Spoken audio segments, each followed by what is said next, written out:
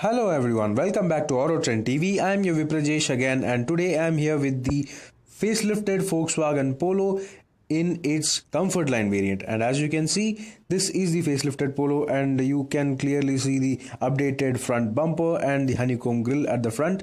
The Volkswagen Polo has been a very good looking car, a very premium hatchback when it comes to hatchbacks in India, and it still looks so damn good.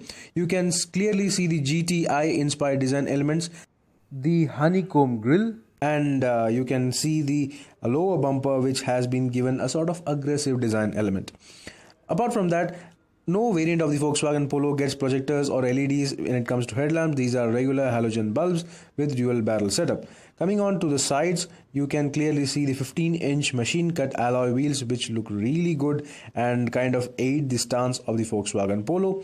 Other than that, you can clearly see these skirts sort of things in black color that kind of add to the aggressive appeal of the Volkswagen Polo.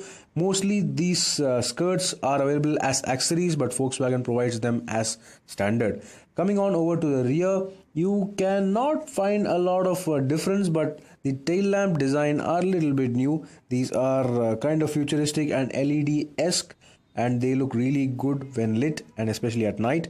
The lower bumper part also gets this skirt at the rear as well, and it looks kind of sporty with its Ford diffuser like look. This model gets reverse parking sensors along with rear wiper and defogger as standard, which is really good given the fact that no other competitor offers such features on a mid-level variant. So that's all about the exteriors. Let's pop inside to see what's all different and new.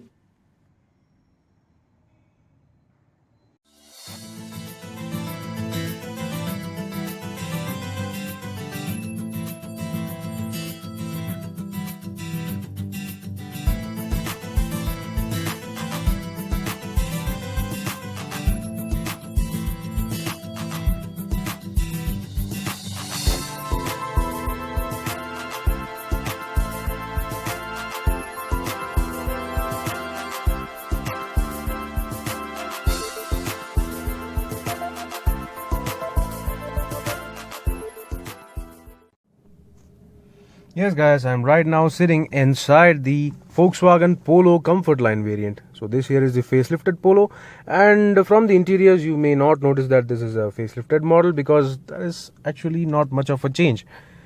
Except for the fact that you get a new flat bottom steering wheel even on the Comfortline variant, well even from the basic variant for that instance. However, you do not get steering mounted audio controls on both sides, which is totally fine, and you can see the absence of a massive touchscreen system. Instead, this is a non-touchscreen system with which also has Bluetooth connectivity and really works fine. The overall quality is really good, and yeah, you get manual AC controls only. You do not get automatic climate control, and you do not get rear AC vents as well, which is present on the Polo Highline Plus variant. Well, apart from that, everything remains the same, including every design element and every functional utility thing. So here is the instrument cluster. It is also a very familiar same unit. There is not much of a difference with its wide dials and wide display for the as you can see, the MID. This is a really good design element, or I would say it's a functional element that instead of providing massive sticks or control knobs to operate the MID, Volkswagen have been providing nice tactile buttons. So yeah, coming to the right side of the driver, as you can see, here are the controls for the headlamps. This has inspired a lot of other cars to give such rotary knobs for headlamp controls instead of providing them on the stocks. This variant, well, the any Polo variant for instance does not get automatic headlamp leveling or automatic headlamps. Instead you get this manual leveling control only, whereas the Vento, which is over there, that is a Highline Plus variant, that gets automatic headlamp leveling, and so it will not have this manual leveling control. That is a really good feature. Coming to the driver door, you can see that there are the central lock and unlock buttons over here. You got the electronic adjustment mirrors, electronic adjustable mirror control over here. This is the knob over here. Everything feels very robust and solidly built, just like any Volkswagen. However, one minus point which I find is that you do not get buttons or switches for the rear windows on the driver door, which is quite weird. So every time you have to close the rear windows, you have to go down, get down, and go and close the windows by yourself manually. You do not have the control knobs over here. However, the driver window gets auto down function as standard on this Comfortline variant as well, which is really good. One big surprise is that even though being a Comfortline variant, this variant has telescopic and tilt adjustable steering wheel. It is a really good and helpful feature to find a perfect driving position for every kind of driver, and that I really like, because a whole lot of other cars lack this telescopic adjustment feature, even on the top end variant. So it's kind of silly, but yes, they do. But this Polo is really good for that. We have got the headlamp stalks on the left side, and on the right side you have the wiper stalk. So yeah, only the top spec variants get cruise control. This variant does not get that. However, you get dual airbags, ABS, EBD as standard from the entry level Trendline variant itself. That is a really good thing. And apart from that, you get rear defogger, and here is the switch over here for that. That is a really good feature, because a whole lot of other cars provides rear defogger and wipers only on top spec variants. So yeah, coming lower down, you got a couple of cup holders here, which are pretty large in terms of capacity. As you can see, this here is a small bottle here. You got a 12-volt charging socket, which is got a really nice solid lid over here, and you got another small cubby hole underneath behind the cup holders. You got the 5-speed slick shifting manual transmission lever over here, which is still slick, and it's easily comparable to any other modern transmission. Coming to the rear portion, here is the handbrake lever. It is position centered, and yeah, the space over here could have been a little bit better used if the handbrake lever could have been positioned either slightly to the right or left by providing additional cup holders, but it's fine. Instead, they have provided small slots over here, probably to fit your purse or something else. Here there is also small cup holder, where usually on the top spec variants the armrest would be. So yeah, that's all about the details on the front. And of course, here is the glove box, which is still massive, and it's easily comparable to largest sizes in any other car. However, there are certain elements that kind of hinder the use of the full capacity of the glove box, like that this projection over here. I don't know what is this for, probably for the AC duct, and that kind of hinders the overall capacity of the glove box. The good thing is that this glove box, even on the Comfortline variant, is cooled, so that is really good. So yeah, it's a really large and spacious glove box. Everything feels solidly built. Every material, even though it's hard plastic, it's really solid. Typical of Volkswagen quality. Everything is robust, solid, and it feels like it will last for more than a decade. So yeah, and coming to bottle holders on the doors, of course they are massive, and you can even store other things apart from your bottles in there. You got a manual control for the interior rear view mirror, which is of course a given, and you got an interior dome light, which is yellow. So unfortunately this car has been disconnected, probably, or maybe not. Let me just try opening the door. Okay, yeah, as you can see, it's a yellow light, so it's not white. However, it's fine, it's totally fine. However, another thing that I would like to point out is the absence of any dome light or interior light for the rear seats. You get only one dome light for the car, and that dome light is placed right in the front. So yeah, you kind of have to find your auxiliary find an auxiliary lamp for the rear seats. However, so coming to the good things again, this sun visor is really thick and premium. It is so robust. It is of fantastic quality. The driver does not get a vanity mirror on the sun visor though, but it's still got a ticket holder. However, the passenger gets a vanity mirror. It's really nicely shaped. The finishing is, it's great. It's great to see such kind of finishing even on a sun visor, for instance. So yeah, that's all about the front area of the Volkswagen Polo. So let me just pop into the rear seat to check how much of a legroom is there. Yes guys, I'm right now inside the Volkswagen Polo, and I'm sitting in the rear seat, And this here is a good view of the dashboard, the overall interior look from the rear seat. It looks still premium even though it lacks a few features and a few chrome elements. It's an all black cabin, and yeah, it's really well built as well. You can just find about that when you just close the door. The sound is so fantastic. And yeah, coming to the rear legroom, yeah, to begin with, it's not much, it's okay, it's accommodable. I have set the driver seat for my height, which is 5'10" for reference, and this car also gets height adjustable driver seat. Basically the Volkswagen gets height adjustable driver seat as standard from the Trendline variant itself, so that's a really good thing.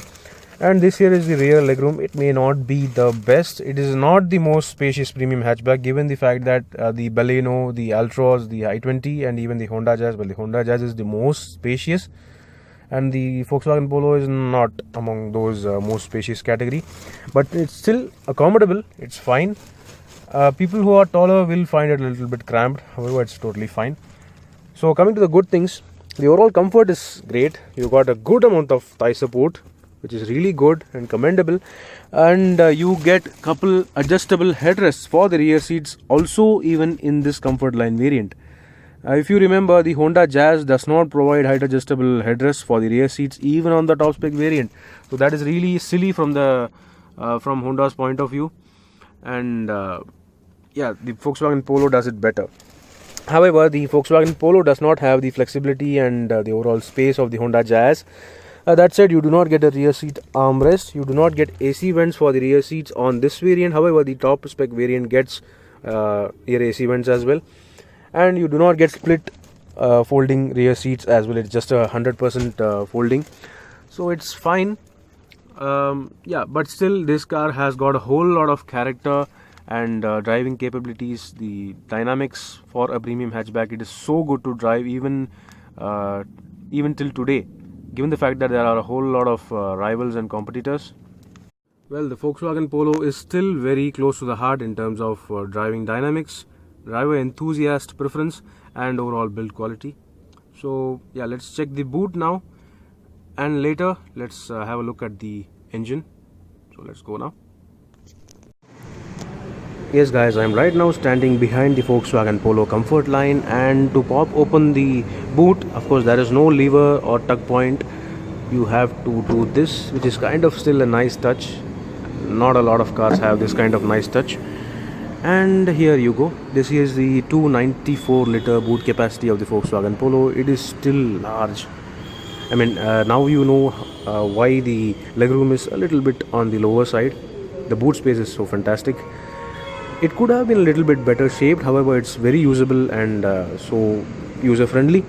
Now under the boot floor is the spare wheel, which I'll just show. So here is the spare wheel. However, the spare wheel size is 14-inch and they come in steel only. So you do not get alloy wheels in 15-inch or well, this here is the 14-inch steel wheel. However, it will do. It is just a space saver, so you can use this wheel until the actual 15-inch wheel gets repaired. And here you get the toolkit over there as well. For increasing the boot capacity, you can fold the rear seats flat as well, which is a really good touch, well, which is standard by all cars now. And yeah, I want to talk about the build quality. You cannot help but notice the build quality and overall weight of the car. It is so robust, everything feels so robust and solid even today. So it is easily comparable to one among the most well-built cars. So that is what I love about the Volkswagen Polo. And basically every Volkswagen Polo owner will appreciate how every lever and button feels robust. So let me just pop open the hood where the 1 liter MPI engine lies. So yeah, it's not the easiest. Yeah, okay. So here is the 1 liter MPI 3-cylinder petrol engine from Volkswagen. It is not the most powerful. It produces just around 70 PS of power, but it's still fine. It does the job well. For enthusiasts, there is also a 1.2 liter turbo stratified engine, the turbo petrol engine. So that is a stonker of an engine, but this is good for daily use, for economical purpose. So this is most satisfying. Okay. There is also 1.5 liter turbo diesel on offer However, we do not know whether that turbo diesel will make into BS6 compliance, but definitely this 1 liter will be tuned for BS6 compliance. Another thing you may notice under the bonnet is that you do not get any sort of under bonnet cladding, which is almost present on every car, but still not there in the Volkswagen Polo. But still, the overall NVH, the overall noise levels are not that bad. So that's how well the Volkswagen have tuned their engine. And my god, this bonnet is heavy, almost as heavy as say a Tata Nexon. Well, heavier than the Tata Nexon. It's almost as heavy as a Tata Harriers. So that's how good the build quality is. So overall, the Volkswagen Polo seems like a very good car even in today's market conditions, given the fact that there are already a whole lot of rivals and competitors, and whole lot of new rivals are coming next year as well, namely the next generation Hyundai i20, the Volkswagen Tata's Altroz turbo petrol with automatic, that's also coming. So let's see how does Volkswagen react to all these rivals and competitors. But still, the Volkswagen Polo is a very much of a sweetheart to enthusiasts even today. So do let me know in the comment section below, what do you think about the Volkswagen Polo Comfortline. The pricing is on the screen for you. So meanwhile, this is Viprajesh signing off. See you on another video. Thank you for watching.